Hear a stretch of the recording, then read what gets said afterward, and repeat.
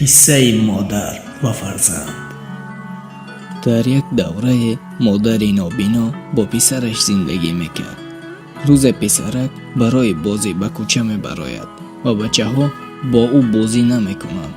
بچه ها با او میگویند که تو فرزند زنی بینمود هستی و مسخره میکنند. پسر بچه به خانه می آید، گریان می شود و از مادرش میپرسد: مادر جان، چرا زنان دو چشم زیبا دارند ولی شما یک چشم دارید؟ مادر پسر خود را با آغوش میگیرد، چیزی نمیگوید و خاموشانه اشک میریزد. سالها میگذرد. پسرک ختم مکتب میانه میکند، به دانشگاه داخل میشود.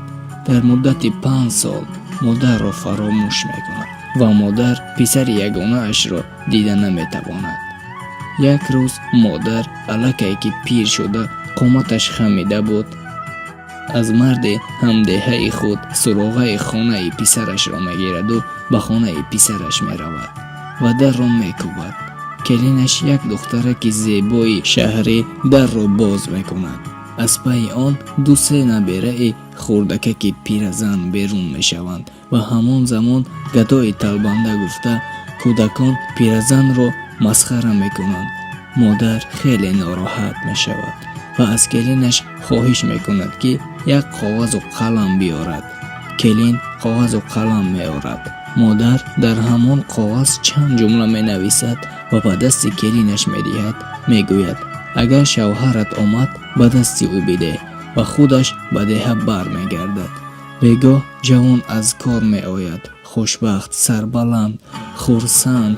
همسرش میگوید که یک پیرزن کور آمد، به گمانم گدای تلبنده بود. به من یک نامه داد و گفت این رو به شوهرت بده. اگر میخواهی بخوان. جوان اندیشه میکند که این زن نابینا مادرش است. فرزند نمیخواهد نامه را خواند، ولی چی فکری او را بالا میگیرد.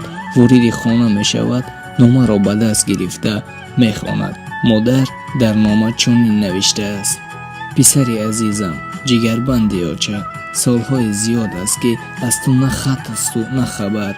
تو را دوست می‌دارم. تو را خیلی خیلی پزمان شدم، زیرا تو برای من یگانه هستی.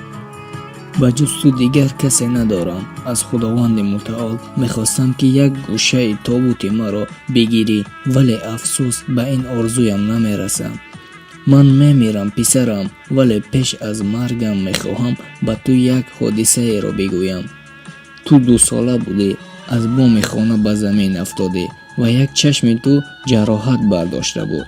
طبیبان گفتند که با وی چشم سالم لازم است وگرنه پسرتان با یک چشم زندگی میکند. و من مادری تو چشم خود را به تو دادم.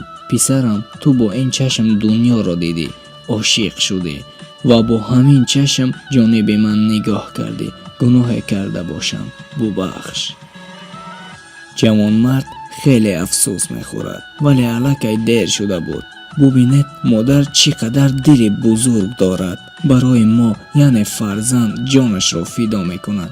ولی مردانوار اقرار بشویم که در زندگی نه همه وقت به قدر مادر خود رسیده ایم.